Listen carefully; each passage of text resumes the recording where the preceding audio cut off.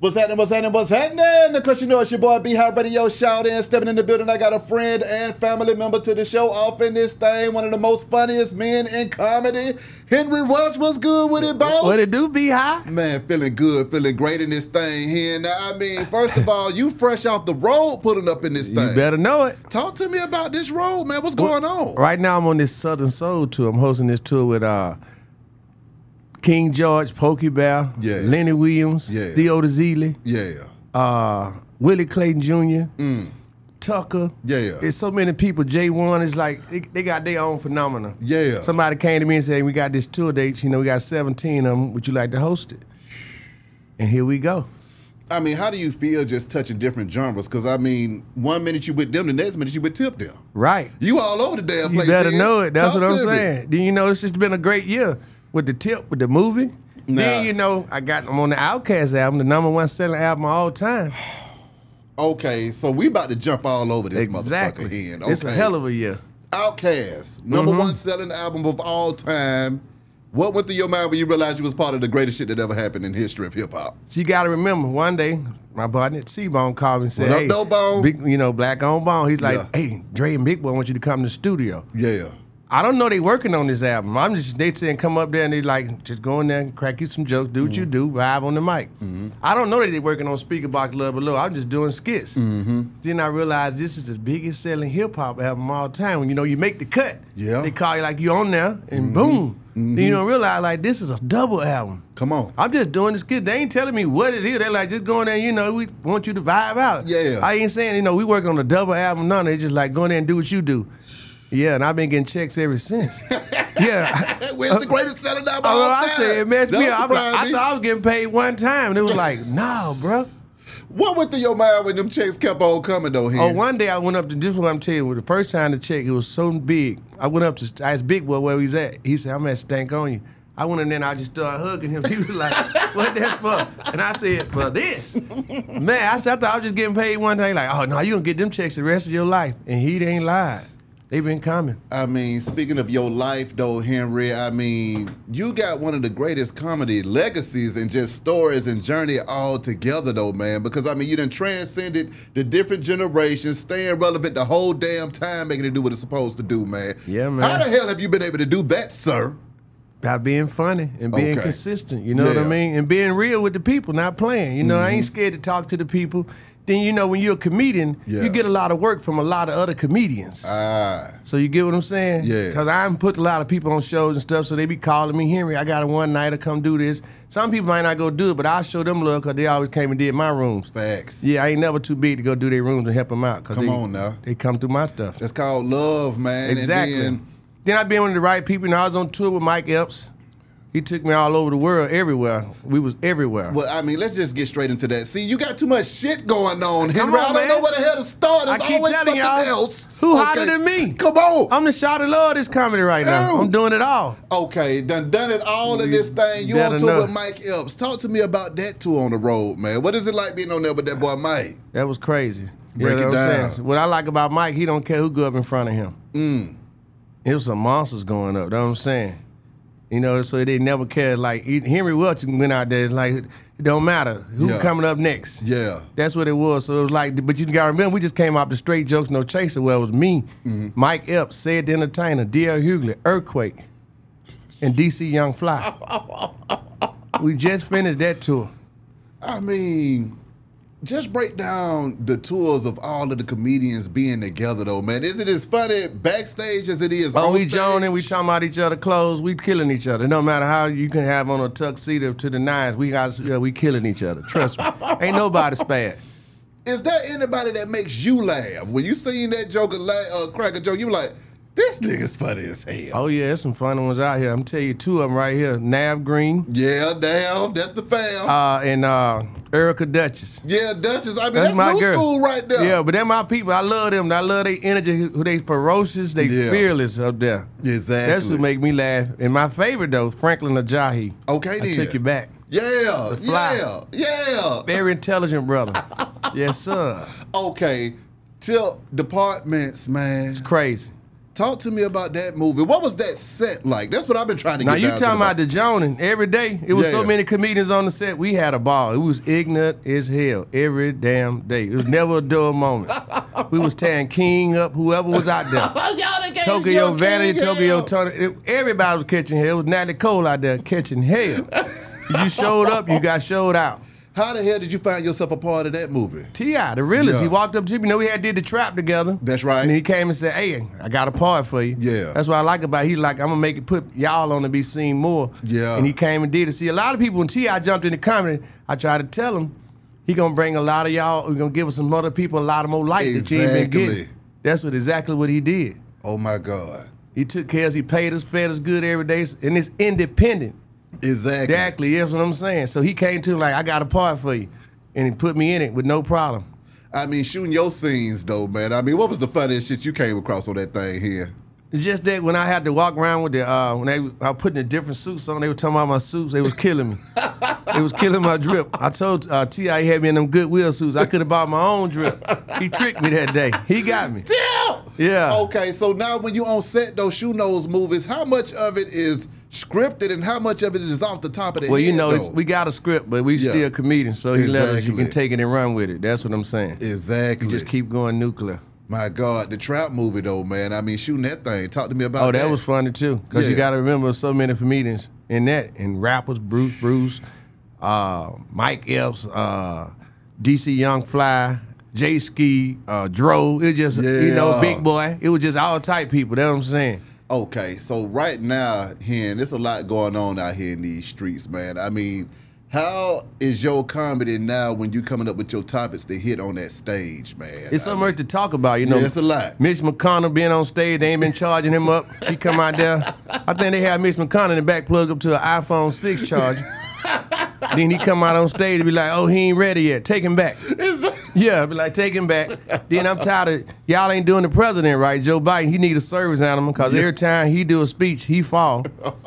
So he really need a dog to walk around with. So that's what I'm saying. There's so much to talk about. Like you said, 50 years of hip hop. There's so many jokes in the rap. I mean, talk about your experience with hip hop the whole time, though, Henry. I mean, when you think about these 50 years, what artists and what times did you find yourself in the middle of hip hop that you recall that, you know, inspired you now?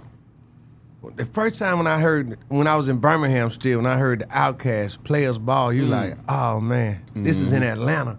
This is jamming. They right up the street. Yeah. Then I get to come over here and I get to meet them. Yeah. And it's like, then I get to be on the album with them and keep being on stuff with them. So it's just like, just incredible. Exactly. The Jeezy every Sunday, how they used to be at Uptown, all the rappers, that's what I'm saying. They put us in the videos, Ludacris, and the different people like, hey, I want you to come get in my video, Killer Mike. That's what I'm saying. We just was like the comedy and the hip hop. It was just intertwined with the rappers because they come and support us, and then they be like, "Hey, you want to come do this? Want to come be in my video? I got something for you. I'm shooting a movie." So that's what it's been about. Okay, one of the things that I'm hitting a lot in these interviews too is what a time to be alive in Atlanta. Yes. During your time in the A-Town doing what you do, what was your favorite time that you was like, okay, this is a great ass time to be alive in Atlanta? 559. When we could go to 559 on Tuesday, that didn't start till midnight. Yeah. Then we would leave there and go to the Blue Flame. Me, Bruce, and all the comedians. Yeah. Amateur night. He used to host that at Blue Flame. Then I ended up hosting that after that. He used to let me host at 559 because it was so gangster. You had to be a gangster comedian. Come on now. There was some gangster ones over, but he let me come from Birmingham and host it before I moved over here. Damn. And that's what the greatest time right there. Exactly. Because you had to be funny. They didn't care what you was on, what movie you was in. They didn't give a damn. Your ass better be funny right now. 559 was so gangster. Comedians would pay me to go up on stage half of the money, so they ain't have to go up there. Man, I'll give you half the money if you go up there for me. Let me keep 100. Yes, that's how gangster 559. And then they be in the back trying to explain to the manager why they got booed. He like, man, here go your money. I don't want to hear. This is 559. We don't give a damn. Here go your money. That's what they be worried about. Man, they ain't never been booed. Well, you got booed tonight, but they still gonna give you your money. Now let's go to the Blue Flame and go spend this money. You ain't never lied you better right know now, it. man. Come on now. Okay, so now when it comes to Will and Jada, man. I'm sick of her ass. Talk, I'm sick of her. If I was him, I'd post a motor all on her head and get rid of her. I'm sick of her. Why are you sick of her? I'm telling you what he should do. He should do like this. I heard a dude say one time, he should put 5 oranges in a pillowcase and beat her ass. And when the police get there, be like, what happened? I don't know what he hit me with, but it hurt.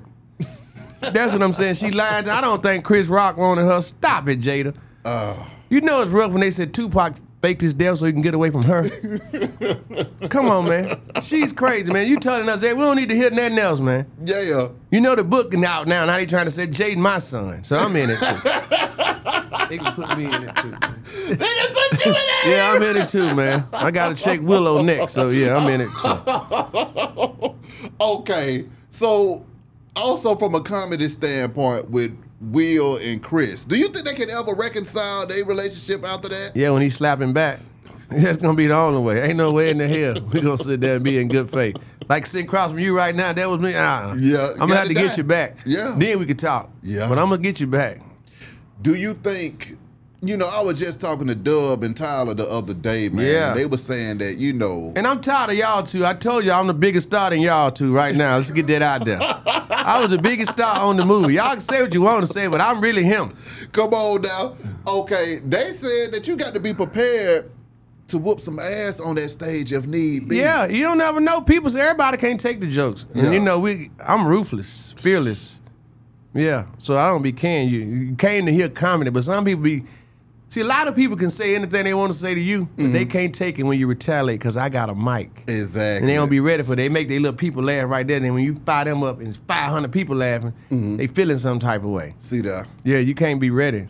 Okay, so with that being said, then, have you ever been in a situation to where you was like, you know what, my life is in jeopardy with this thing right now? Me and Postman walking out of 559, and there was a dude hiding between the car. I had him Johnny, he jumped up. I was like, oh, hell no. What you doing? I'm like, man, you talk about my mom and that so bad. I said, yeah, but you started it. Once again, I don't say it be different stuff. They can't handle it. It's a nuclear up there. Like I said, you ain't ready for it. Exactly. Because I got a mic and I'm ignorant for real with the comedy. Yeah. This what I do. To me, and the Jonan is like the Olympics. Facts. I did the club in Memphis. Me and Mike Epps was working the club in Memphis. The dude said, I want you to come back here and Welch. I don't even want you to tell jokes. I want you to just jank with these dudes from Memphis. I'll pay you to just go on stage and join these people. That's how crazy it was. Yeah. Okay, riding shotgun with Mike all the time, though, man. What kind of guy is he for you to be able to work with him on a regular basis, man? I mean, talk about y'all chemistry and relationship. Well, what happened one day, he told his manager, call this dude named Henry Welch. He a street dude with a college degree. And he's funny as hell and he can help me out. You know what I'm saying? Yeah. I'm going to help me write some jokes and take me on the road. That's what he was saying, like, because I know he can, I got some exposure. He used to help me out back in the day, so it's just like he bumped back into me. So being with him, it's like working with the FedEx man. You get rerouted. You don't know what's going on. Yeah. You have a show over here, and he be like, hey, you want to go to West Point Academy tomorrow? Yeah. You don't even know nothing about it. That's what I'm saying. But he know, and so he'd be like, spur of the moment, you had to be ready to go. That's what I like about him. Exactly. I call him the FedEx man. When it comes to just comedy and your longevity, though, man, I mean, as you progress, you getting busier and busier and busier and stronger and stronger and stronger, man. How does that make you feel when you thinking to yourself, this shit's just getting better? Yeah, cause what it is like you gotta keep, the more you get on stage, the better it's gonna be, no matter what I try to tell folks. You can talk all the trash you want, how funny you is, but if you ain't getting up there, so you just get seasoned and seasoned. Then you gotta remember, I do a lot of reading. I got a degree in psychology from Alabama State University. All right now. Magic City Classic this weekend. Come on now. I can't go because I'm in Florida. Come on. But it's all, So I still read 2-3 different newspapers every day. Before I came in here, I read 2 newspapers. That's right. USA Today and Atlanta Journal-Constitution. Yes, sir. Yes, so I sir. stay prepared. Exactly. With that being said, I mean, they done rehashed this Tupac case, man. Oh, yeah. That's What are crazy. your thoughts on that right I'm tired of all these chatty patties getting on these interviews on YouTube. Yeah. Just running their mouth, telling on they like, where did this come from? People telling who they slept with. I ain't never seen them like this. Dudes are the worst.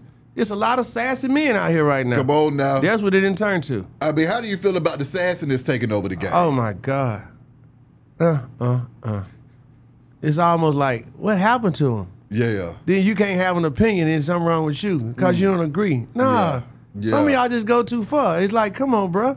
I don't understand. Exactly. We don't have to see everything. We don't have to know everything, dude. But everything is out there now. Exactly. Ain't nothing secret no more. Answer me this though, Hen. With all of the success that you done experienced and that you having right now, man, what was the time that you weren't having this success and you was thinking to yourself, why am I doing this shit? Oh, it's a couple of times. When you be sitting there, you be like, you ain't got no gigs, and the phone ain't ringing. Yeah. Cause I have a running, I used to have a running joke with my mother, like, I can sit at home with a counter, buck naked, in the dark, but the telephone has to ring. You damn right. So that's what I'm saying. So when you ain't got no gigs until you sitting there like, boy, what am I gonna do? I'm gonna go get a job. Then, hey man, what you doing tonight? That's what I like about Atlanta. It's Atlanta opportunities. You know what I'm saying? They let me be the main actor for the warm up for the shift show. You get what I'm saying? They're like, we just gonna keep you your bank and Pat. They just we gonna just keep bringing you back to do it every time. Exactly. So it's just different ways. You like I said. Exactly. You get the call. You be sitting there thinking like, boy. Then it's something like 10 phone calls back to back. Hey, they want you to do this. They want you to do that. So you be want to go get a job, but it be sometimes like that. Now during the pandemic, oh, that was another crazy time. Talk to me. Cause you had been on tour. Ooh. And I had money for a rainy day, but I ain't had it for a rainy year. Yeah. Nigga, so I feel you. Yeah. But then you got good people too. I'm sitting in the house, Mike Epps. Hey, Henry. Yeah. What's your bank account? You get what I'm saying? Yeah. Cause we supposed to have did some shows, so he was like, stuff like that was coming. Exactly. I mean, talk to me about that though, man. I mean, what advice do you have for up and coming comedians that want to do this thing, but they ain't prepared for what comes with it? What is that? You know, everybody wants to be prepared for the laughter. Right. Okay, getting up on stage, spotlight on me, feel me. What do they need to be prepared for, though, with the trials and the tribulations of it all, sir? Don't let nobody trick them. What I be wanting to understand, don't quit your job because you done had a couple of nights of shows. You can still keep working. Yeah. A lot of people go quit their job trying to prove a point. Yeah. But if you ain't got no gigs, how you surviving? That's what I'm saying. So it'd be like, don't let nobody talk you out of doing what you already doing. Yeah. If that's what you're doing to get money. Because it might be 2-3 years before you make money as a comedian. Real money anyway. Yeah. That's what they don't be understanding to sustain. So a lot of people be quitting their job, be like, why you did that? Don't do that. Keep getting your money. Exactly. Yeah, so that way you can still go and keep working out on stage. You won't be broke and then when you ain't getting no money. Because a lot of times, I used to think my name was Exposure. Because people like, I give you some exposure. I give you some exposure. Because they don't know you. I got fed a lot of chicken and whatever. They give you a drink or two, but it was like, I don't know who you is, but them same places I went back and I got money from. Exactly. I didn't mind going. I went in there talking about, So that's what it is. But answer me this, though, because that's a tough thing to deal with, that exposure, sir. Yeah. You see what I'm saying? Your bills, they don't care about exposure. That's why you got to still have another type of hustle. Don't just, you know what I'm saying? Don't walk away thinking, oh, Henry Wood, he quit his job. Yeah, I used to be a teacher. Yeah. Then I woke up and said, why am I getting up so early for some kids who probably ain't going to make it? Oh! Just wasting my 8 hours with these slow-ass kids. No. Damn. I mean, talk to me about being a teacher, though, man. What the hell was that like? Oh, that was awesome. Yeah. For the 6 months I did it. 6 months. Inglenook Elementary, baby. Yeah. In Birmingham. See, I got a call one day that I was going to be on Def Comedy Jam. And it was over with. Yeah, I came in on a Monday. They told me, could you work the Friday? Nope. My girlfriend was in the car. We was going to go watch New Jack City, matter of fact. Oh, my God. Exactly. So it was over with.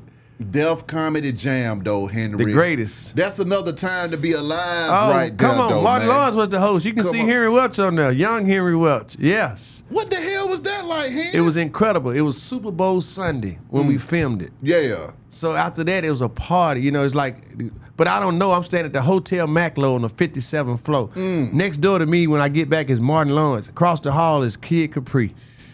What a time to be alive. Okay. Because I had ripped it too now. That's what I'm saying. For those that don't understand, though, what was it that Def Comedy Jam meant to the culture and the community? Oh, it changed our whole lifestyle. It was a known fact. Friday night, Def Jam was coming on. And I used to tell comedians, I used to call them Def Jam Friday, because if you ain't got no gig, you're in the house watching Def Jam on Friday. That's right. But Def Jam, I didn't care about, when I knew it was coming on Friday, I used to be working, but I knew on New Year's Eve, they're going to show every show. Yeah. So I go do my show on New Year's Eve and be back at the hotel and watch all the Def Comedy Jams, because you get to see them, and you saw who really ripped it, the crowds, and it was just the energy. Yeah. They know their wardrobe. It was just so much going with the vibe with that. It was a lot. Okay, Hen, talk to me about just the confidence that it takes to be a comedian, though, man. Oh, because yeah. I mean, it's one thing to be in a club. It's another thing to be at a damn arena. And I done seen you at some fucking arenas, sir. Oh, yeah. I'm talking about stadium arenas, sir. 10,000 people Talking in there. about, man, hitting that stage, because I don't know if I can do it here. So you got to understand, this is what I always do before I go on stage, no matter where we at. Come on now. I'm having prayer. That's right. It changes everything. Damn right. Once I get that, and I know I'm finna go up here and turn it up now. Yeah, it's what it's about. Once you get your little song, get in your own little zone, that's what it's called. How much of it is prepared and how much of it is off the top of your head, though? Oh, it always stuff you want to talk about, but Yeah. there's so much stuff that goes on throughout the night. Somebody walking in, Yeah. different little stuff. You Yeah. be like, yeah, somebody might scream, you heard them or something. So it's just different stuff. I always got stuff to talk about. I'm Yeah. always prepared, but it's also to come off the dome. Exactly. People love that because they like, that just happened. Yeah, you can tell them. I used to pride myself if something happened at 5 o'clock. At 8 o'clock, I'm on stage, but I got a joke about what was on the news at 5 o'clock. That's right. Yeah, so I have stuff prepared, but I'm ready to deal with it however it comes. Come on now. Because it come up different ways. Exactly. Yeah, Exactly. at any time. So now, young DC, young Erica, young Nav, man, what is it like seeing them and helping to groom them? What kind of game are you laying on them here? Oh, you know, whatever they ask me. Now Green used to come to the, I used to have a U-boy on Monday nights. Yeah. And he used to show up every Monday. Like I said, he wasn't getting no money. Yeah. But he was so funny, and he would show up with another. He's like, I got somebody with me. They want to get up. You know, he would bring other comedians with him. So I started paying him, and I used to start telling folks he gonna be a fool. Yeah. And Erica Duchess is like, yeah, I was been on the road with DC Young Fly like every year since he been out there. Come on now. So we always in the room. He's soaking up game. He's a real sponge. Exactly. They all are. And I just like that they are fearless.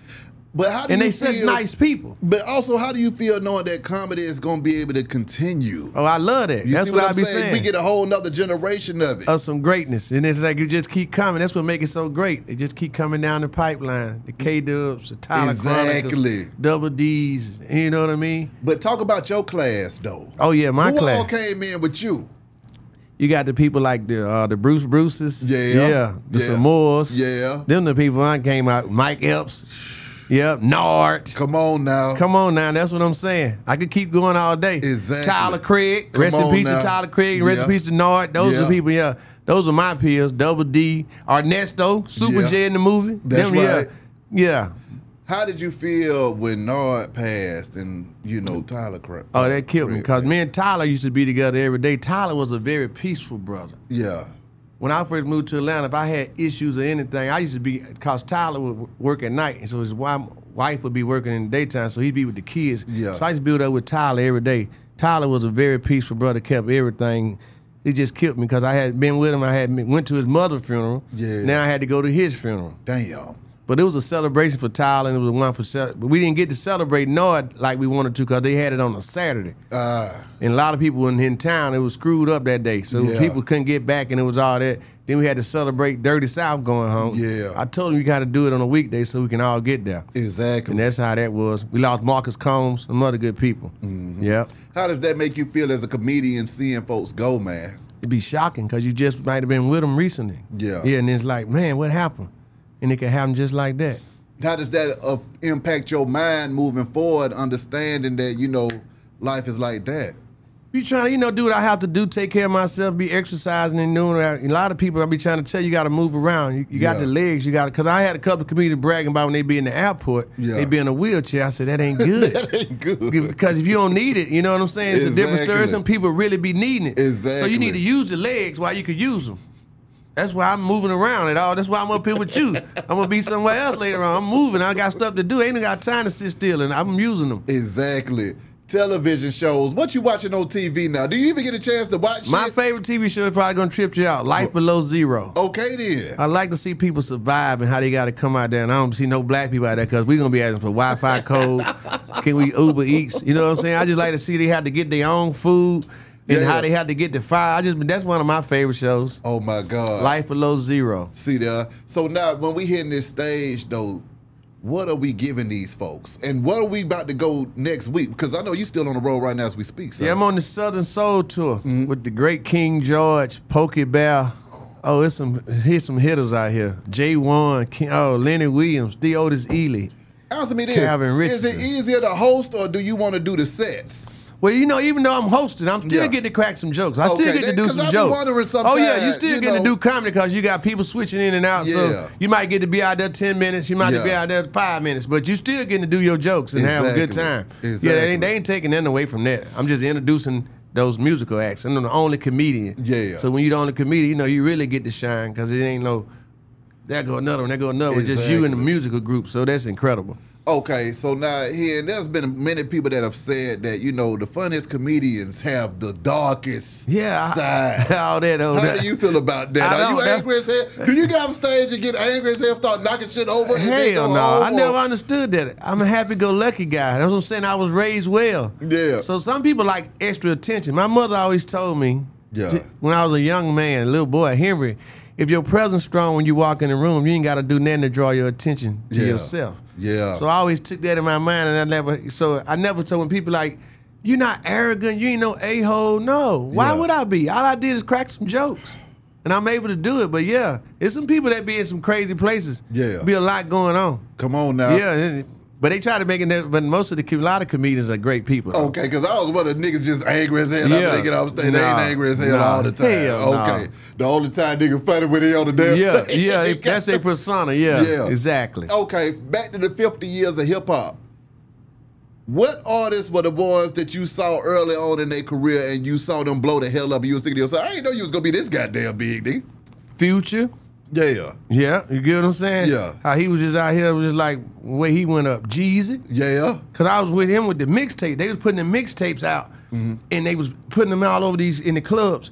I was picking them up off their tables, and people was like, I started selling them mixtapes for $10. They was free, but wasn't nobody get them. But the tape was so hard, it was like, I was like, I was grabbing them. I knew it was something. I still got one right now, that's what I'm saying. Just watching them, how they just took off. Yeah. Gucci Man, because I was in the studio doing skits with them too. Well, talk to me about them studio sessions here. Oh man, I've been in the studio with some of the greats. That's what I'm saying. You get called up, you don't be knowing. Yeah. The first time I ever did some skits, Skeeter and Chap, Trunk Beaters. Okay then. Yeah, DJs. Yeah. They called me to come to their house, $75. Yeah. And we gonna do you some money, you know, to crack a joke. Exactly. And after that, C-Bone, Outkast, and different people. Mm-hmm. Killer Mike, come do my video. Yeah. Big Boy, we got a cartoon. Let's talk about that. Talk to me. We got a brand new cartoon dropping next month on Adult Swim called Camp Bucktooth. Oh, hell no. Me, Big Boy, and Lil Roy. Are you serious? It's going to be so ignorant, I promise you. I mean, talk to me about putting that thing together, sir. Oh, we've been working on the cartoons. Yeah, we've been doing that. We got another one called Hot Atlanta Wax. Yeah. Yep. And we got Sherlock Holmes. Matter of fact, the great Donna Glover put our Hot Atlanta Wax on the TV show Atlanta. Then he looked out for me again this year. He put me in Swarm. I'm on episode 4. Yeah, I seen you on this year. It's my year. I'm everywhere. I keep telling y'all. Who hotter than me? 50 years of hip-hop. Henry Welch hanging out like wet clothes. I'm everywhere. I told y'all, I'm really him. Okay. C-Bone, I told you. Okay, then. So, now, what is it like voicing over for cartoons, That's man? incredible. That's what he like. Henry Welch, I get to do him every day. Trevor Kane, he called me every day with something. Oh my That's who God. called me with, hey, to do this as a public service announcement. I thought it was just an announcement for Donna Glover. I didn't know it was going to be on the show. You got to remember, I stay 10 minutes from where he lived. Yeah. Where his office at. So when he be calling me come up there, boom. Yeah. We got so many ones. I'm telling you. We got a lot of stuff coming out. Okay, talk to me about the behind the scenes working on all that stuff, though, man. I mean, what is that like with the creative process? It's like I'm sitting, like me and you sitting in here, we just sit at the table. They being wrote out a script. Henry, we want you to punch some jokes up in it. Yeah. Or just, you know, there'd be something, like I said, as a comedian, you get to... Okay, so now that's okay. Now that's hard. So you got a whole script, and then they're like, "All right, we need you to bring the fun." Yeah, you got to bring the fun. It's like we got ideas, but we want you, the comedian. Can you punch it up? Or right here, you can just change it up and go from there. Yeah, that's hard. That's hard. Yeah. So I mean, all of this, you busy as hell. So it's like you get writer credits too. Ooh, yeah. Ooh, yeah. I mean, you busy as hell in this thing. Oh here. yeah. I mean, I'm not playing with it.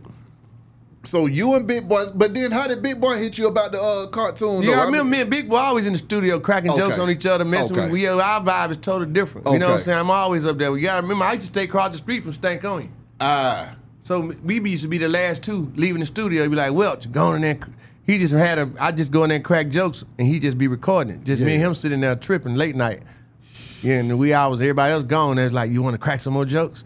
So we got so much stuff together, and we always, when we intertwine together, it's a back and forth joning all day. Trust me.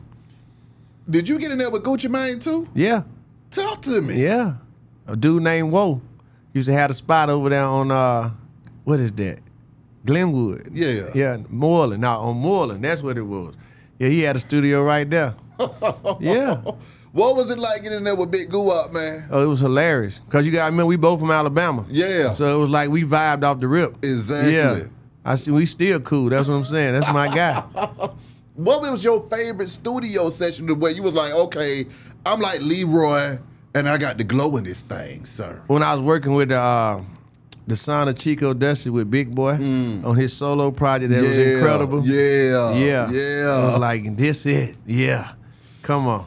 What do you think it takes to warm up that fire, though, to where you just in your element? What is it that puts Henry in his damn element when it comes time for comedy? And have there ever been some times you got him downstairs like, you know what, I can't even focus today? Yeah, it's been some times you like, I see this ain't it tonight. Y'all don't really want no comedy, and I don't feel like giving it to you.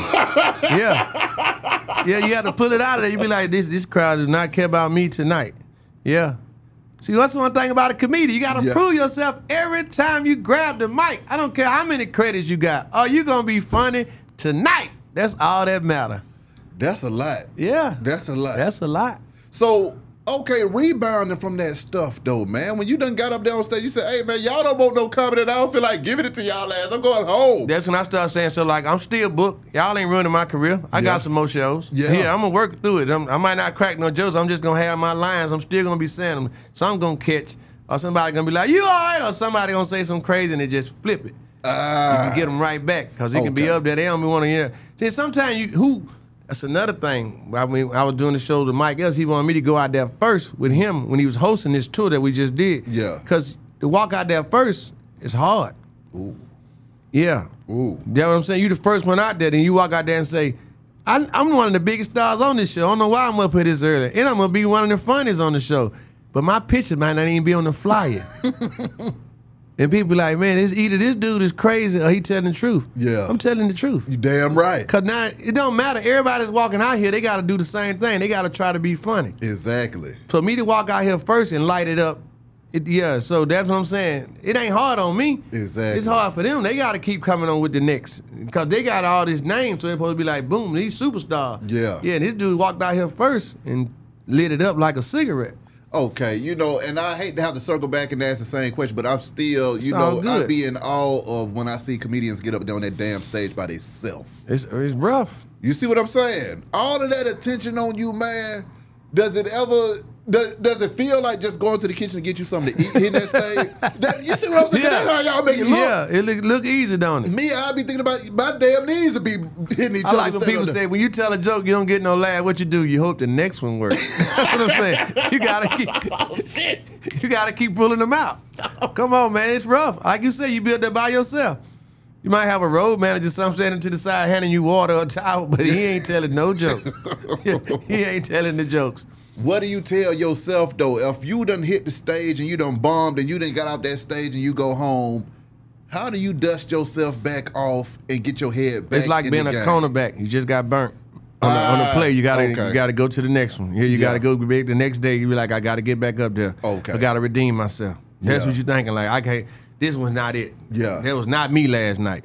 That's how it is. Have you ever came across somebody that was funny as hell that quit and you was thinking to yourself, you would have been great if Right. I know some people right now, because I'm saying it's rough. Because you might have a big family, your lady tripping. Yeah. See, people have to be on the same page with you to go do comedy too. That's right now. Yeah. Hell, to do anything. Exactly. You know that. So I'm saying your woman's going to have something to say, so it's how you can deal with that.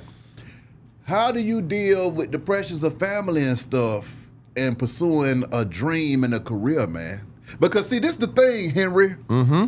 You know, when you got into this thing, you got into it to get to where you are now. Yeah. But you wasn't where you was at now then. Right. You see what I'm saying? So how the hell do you stay down with it to get there? You got to have it in you, man. And then how do you block out the noise, man? Because there's a lot of noise that come around and say, get a job. That's what. You still standing up doing that comedy? Yeah, you still do. Zach, you hear a lot of that. And we looking at them people like, yeah. You still doing what you do, right? Yeah. Oh. We always want. I don't know why our people think when you're a certain age you're supposed to not do something. You know what I'm saying? We the only one that do that. Look at all these rap shows that's going around right now. Come on. The biggest shows are the rappers like KRS-One. Exactly. I could keep going. Method Slick Man. Rick, Method Man, Come Dougie on. Fresh, Big Daddy LL Kane, Cool J. LL, Big Boy. These are the shows. Facts. These other people out here struggling. The youngsters out here struggling because they ain't saying that, they ain't doing that on stage, they ain't bringing it to them. These dudes is out here having great times right now. Okay, so now I got to ask you about comedy commentary. Yeah. You see what I'm saying?